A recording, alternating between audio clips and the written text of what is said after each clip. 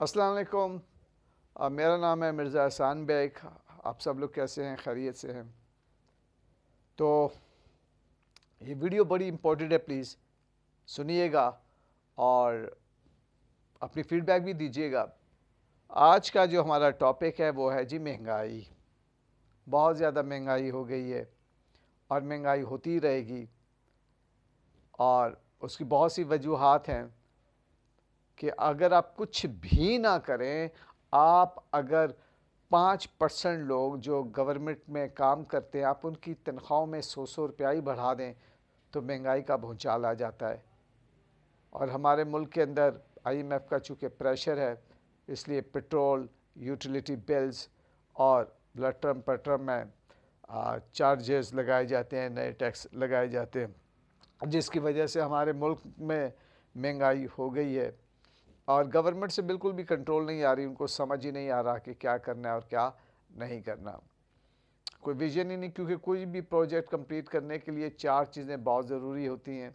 याद रखिएगा, विजन के बाद 3 चीज़ें फिर रह जाती हैं: एबिलिटी, सिंसियरिटी और अथॉरिटी। आपके पास सिंसियरिटी और एबिलिटी है, अथॉरिटी नहीं है तो आप कुछ नहीं कर सकते। आपके पास अथॉरिटी है, एबिलिटी भी है, लेकिन सिंसियरिटी नहीं है तो भी काम नहीं होगा। इसलिए इन विजन के बाद इन तीनों चीज़ों को एक साथ होना बहुत ज़रूरी है, जो कि हमें नज़र नहीं आ रहा।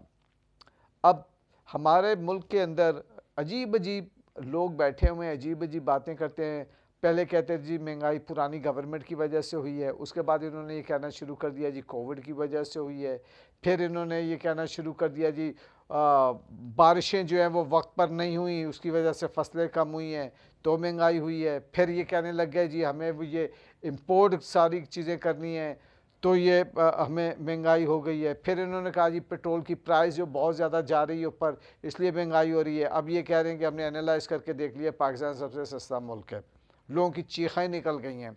फिर इन्होंने कहा जी 12 करोड़ लोग हैं जी, ख़ानदान ज़्यादा 24 करोड़ में से 50% को हम कार्ड वार्ड इशू कर देंगे। भिखारी पहले तो डिक्लेयर करें कि हम फ़कीर हैं, भिखारी हैं, और फिर उसके बाद जो है वो लाइनों में लग के ज़ियाउल के दौर में जो हुआ करता था, बल्कि उससे भी बुरा हाल होता है कि लाइनों में लग के 1-1 किलो के लिए जो लोग जलील व ख्वार होंगे और धक्के खाएंगे। तो ये हमारी कौम का मुकद्दर और नसीब बना दिया गया है।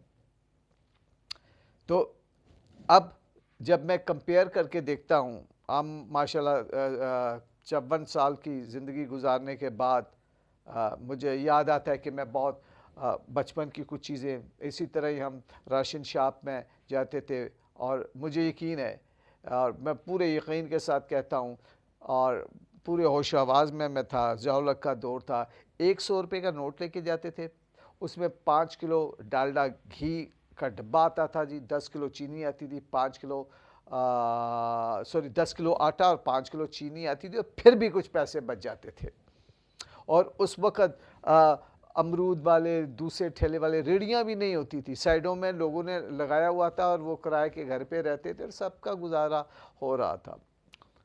और एक चीज़ मैंने ये भी महसूस की उस वक़्त कि ठीक है, लोग जो है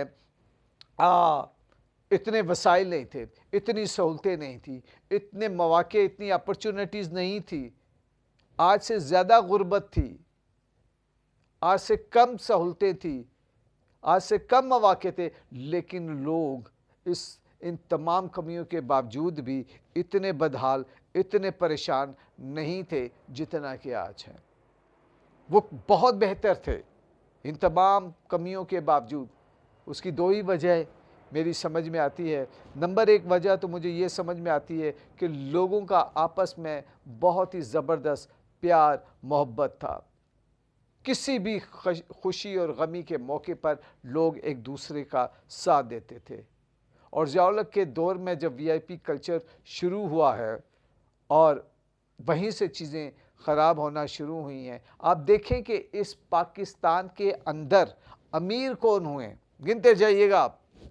सबसे पहले स्मगलर, सूदखोर, मंशियात फरोश, लैंड माफिया, लड़कियां सप्लाई करने वाले ब्रोकर, अपने अपने इदारों में करप्शन करने वाले, वो इंडस्ट्रियल जिन्हें टैक्स देना चाहिए था टैक्स नहीं दिया, वो लोग जो जाली अद्वियात बनाते रहे, वो लोग जो खाने पीने की चीज़ों में मिलावटें करते रहे, तमाम किस्म के वो लोग जो माफिया थे, जिन्होंने 2 नंबर काम किया और 2 नंबर काम से उन्होंने पैसा बनाया, और वो पैसा बनाने के बावजूद भी हराम का पैसा हराम में जाता है, तो वो सारे का पैसा था, मनी लॉन्ड्रिंग थी, वो सारा बाहर गया और कोविड ने वो पैसा ख़त्म कर दिया। वहाँ पर भी कारोबार और सारी चीज़ें ख़त्म हो गई हैं। हमारे पाकिस्तानी बहुत से लोग रो रहे हैं, लेकिन किसी को बता नहीं रहे रोने की वजह क्या है। उसकी वजह यही है, कोविड में तबाह बर्बाद हो गए। और अब आप देखिएगा कि जिस तरह से पाकिस्तानी रुपया डिवैल्यू हो रहा है, जिस तरह यहाँ पर महंगाई हो रही है, ये उस कमी को पूरा किया जा रहा है जो मनी लॉन्ड्रिंग के थ्रू हमारी बहुत से लोगों ने, एक दो नहीं जी, हज़ारों लाखों लोगों ने मनी लॉन्ड्रिंग करके वो पैसा भेजा था, और वो पैसा सारे के सारा ख़त्म हो गया है। अब ये दोबारा झपट के नोच के, जो नोच सकता है वो आपको नोचेगा, जो लूट खसूट कर सकता है वो लूट खसूट करेगा। और पता नहीं ये लोग आपके साथ क्या क्या इस तरह की चीज़ें करेंगे और ये अपनी रिकवरी करने की कोशिश करेंगे। लेकिन इनका जो